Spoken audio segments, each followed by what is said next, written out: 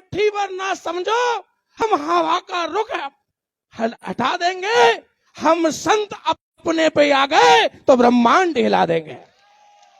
निवेदन करना चाहूंगा इस मंच से, इस तभी पर से कि अपने जीवन में अगर कोई सिर पे पेट पे वार करता है तो सहन होगा, कोई पैरों पे वार करता है तो सहन होगा, लेकिन सम्मेद शिखर हमारा हृदय है, हमें कभी स्वीकार नहीं होगा।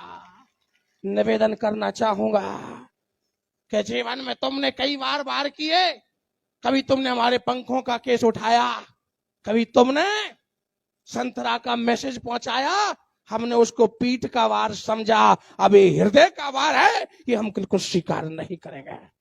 निवेदन करना चाहूंगा, कालीचरण जी बैठे हैं, प्रताप सिंह कचरिया बस बैठे हैं, सरकार में मंत्री हैं।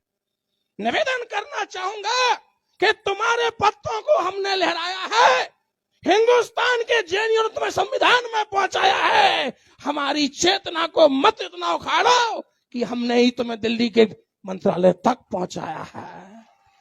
तुम्हारी दिल्ली की दौड़ अगर कहीं से शुरू हुई है तो इन संतों के आशीर्वाद तले शुरू हुई है।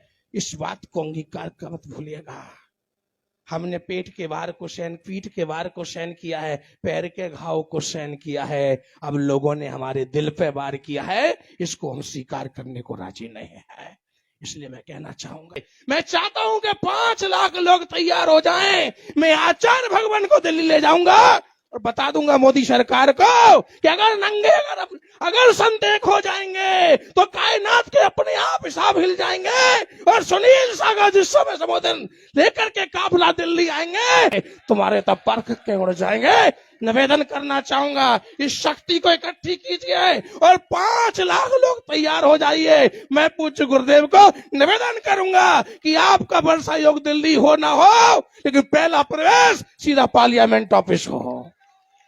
ये सरकार की शक्तियां अपने आप को भूल रही हैं कि इन शक्तियों को विमंत्रित करने वाली कोई शक्ति है तो वो दिगंबर शक्ति है। महावीर की तपस्या इनमें दिख जाती है, कायनात की हर जमीन को शीश झुकाती है। ये साधना के सुमेरु पर कायनात बिछाते हैं और संत एक हो गए तो ब्रह्मांड के पत्ते तक गिर जाते हैं। बंधुओं, ये कौन सी छोटी सी बात है।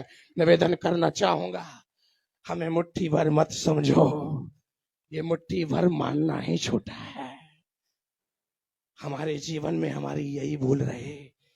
मैं समाज से कहना चाहूंगा, मत बिखरो पत्तों की तरह, मत बिखरो पत्तों की तरह, बंटते जाओगे अरे सिमट जाओ तिरंगे की तरह, आकाश में लहराओगे।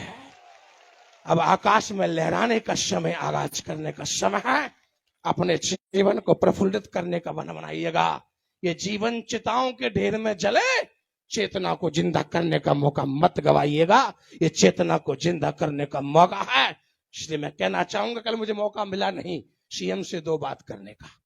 दिल के अरमान मेरे अंदर के अंदर रह गए और सीएम मुझे देख के इस्तेमाल करके चले गए।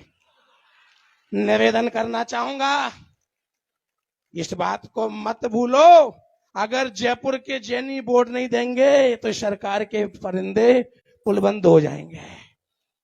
जितना भी टैक्स तुम्हारे खाते में जाता है और तुम्हारे यहाँ जो घी रोटी पर लगाया जाता है वो जैनों का बाउल है जो तुम्हें हर बार जिता के लाता है। इस बात को मत भूलिएगा। ये जीवन की शान है। दिगंबर संत के भगवान है, महावीर के वंशज की छति को तुमने क्षतिग्रस्त किया तो सहन नहीं होगा। ये हिंदुस्तान का अपमान है बंधुओं, हिंदुस्तान का अपमान हमें सहन नहीं होगा।